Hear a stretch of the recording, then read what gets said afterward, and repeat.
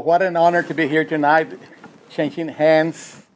Tonight, I want to go home with a different kind of a length of hand over here, longer, so I can scratch my back.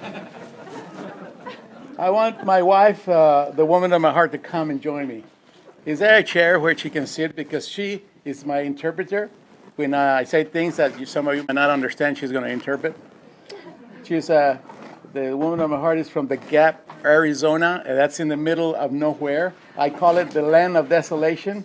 If you ever been up to go to Page, then you'll pass Gap, and there's only one gas station, and that's it. And my wife's Little Hogan. No running water, no lights. Third world country, but she survived. Mother, can you stand up next to me? Okay. Yeah. I am a Totonac Indian, and I went to BYU, and I stole her from the Navajos. Best thing I ever done. You want to say a few words, Mother? He actually had to go through a test that my father gave him, and thank goodness he passed it. We're going to, in the future, write a story out on that and help you understand that if we can be brought this far in life and be where Ezekiel and I are today, there's no question that anybody can make it. It's true. You can attain that which brings you happiness, and there's a way to do it. And for everyone, it's marvelously, individually, and an individual walking, but yet very gratifying. And everybody's capable of attaining that. So that is our message tonight. Thank you, Mother. She's wonderful, huh? Yeah. And I have some children here tonight. They're not all here. Lehigh, can you stand up here and so I can see you? Now, Lehigh is single, so I'm trying to get him married. I might as well just put him on the spot. Lehigh was the one that illustrated and did the cover book for the Seventh Path. So, tonight, if some of you want, he's got a magic marker, and he can draw the little figures on your hand, on your face. There you go. Thanks, Lehigh. Nephi, come up here. Nephi's married. Has three girls, and one on the way in the oven. And Jacob is going to do the hoop dance for you in a minute. Jacob, come up. Sunshine girl. This is April Sunshine. I want you to just take a look at them because they look like the mother, and so we're okay. And then there's three others that are not here tonight. We had 7. I wanted actually 10 little Indians. I wanted to sing 10 little Indians jumping on the bed. But only 7 came. Thank you. So we are just honored to be here tonight. And this is really a celebration of the change that comes upon all of us as we walk upon this earth. And so and Mike explained to you a little bit about the history. We started walking 45 years ago. Can you believe that? 45. I just turned 70 in April. And I like to be around a little, not for 70, but maybe 2 more years or so. No, I like to be around a little more. I love being where I'm at. By the way, this is not what I'm doing right now with helping children and taking them out into the wilderness for 42 days. It was not what I had planned to do with my life, okay? But I had a dream, and I firmly believe that the Creator sent me to work with the children and the parents. And in doing so, we decided, Larry Olson and myself, my partner, and he called a while ago to say hello. He's retired now, but in 1968, I went, like Mike said, I flunked out of BYU the second semester because I work in the migrant fields. And when I went back to high school, I lied to the principal. I was 19 years old, and I told him I was a freshman. I had hardly gone to school. And I knew enough English to converse with the farmers. And here's my conversation with one of the farmers. We're thinning sugar beets in Twin Falls, Idaho, with a short hoe we call the devil's tool. You're bent all day, and it's just really hard work. And so the farmer would come to check the work.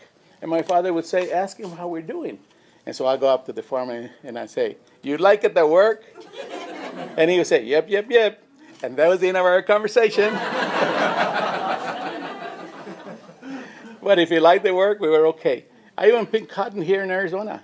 It's just wonderful, okay? And so today we have a 42-day program, and some children don't want to be there. You know, they walk away from it, or they sit down, or they use any kind of excuse. What they don't know is that this young man here that's been labeled 3 labels, which I just love the labels, you know, because I've overcome those labels. First of all, like Mike said, I'm a wetback, because my father brought us on the cover at night when the Rio Grande had river. Anybody else that passes and doesn't have water, they're illegal aliens, okay? It's a joke. You guys can laugh. It's okay. And then I'm a migrant worker, and then I'm an academic dropout. How's that? And tonight we have a book that we're going to present to you. And you know what? My wife and I went 5 times to this book, right, to make sure that it had the flavor that we wanted to in the ANASAZI way that you're going to learn tonight a little bit about. We take children out for 42 days in the wilderness, and we tell them that the Creator gave them a gift of choice. And you and I, every 2-legged being on this earth, receives that gift. In some places, it's called agency or free will. So all of us function under that gift. And then we're all, you know, have the sense of knowing right from wrong. And so when we choose knowingly. And so we put it in a wonderful romantic language for the children. And we call that every day you and I wake up, the day is clean and pure. And we step into that day. And then we decide which way to walk. Because we have the gift, the choice to choose, right? And we have that knowledge of knowing how to choose, right or wrong. And so we step into the new day and we choose to walk forward or to walk backwards. You see the picture? Okay? And at any time in the evening when we're done with the day, we can analyze our day and see how it went and then commit to do better walking tomorrow. So you and I, because we choose knowingly, and because we have this gift of choice, we give us the power to choose how to walk forwards or backwards. And with every step we take forwards or backwards, we are accountable.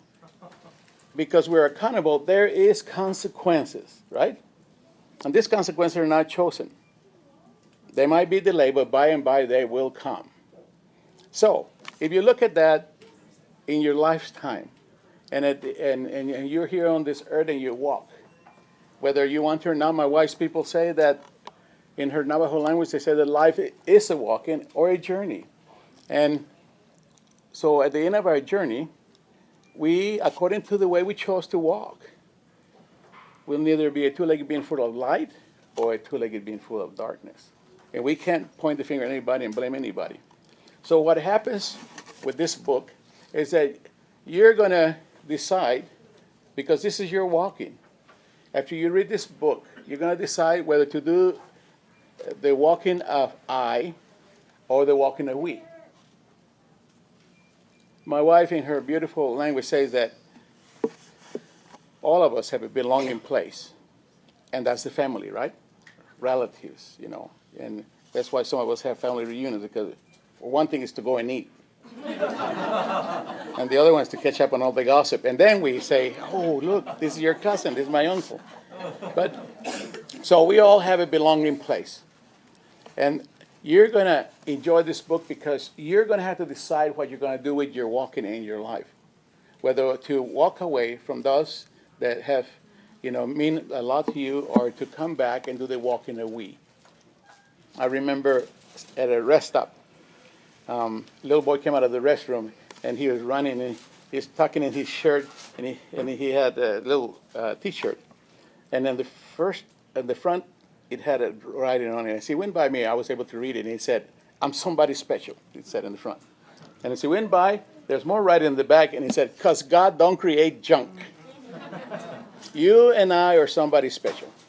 This book is going to explain to you in a story form how special you and I are, and that we do have a belonging place. We do belong with families and loved ones, and we don't have to do a walking by ourselves anymore. We can seek that, and we can have a change of heart, and we can have a new beginning. So that's what the book's all about. It's a story of a young buck who all of a sudden doesn't want to be in the state of we and heads out in the state of I or me. Because the children do say that. You know, it's all about me, they say. I'm not hurting anyone. What's Mom and Dad so fuss about? So I take that me, the M, and I turn it. And what does it say? It's all about we. It is all about we. And if we understood that, this world would be a better place. Thank you so much. I'm Good Buffalo Eagle, not spoken.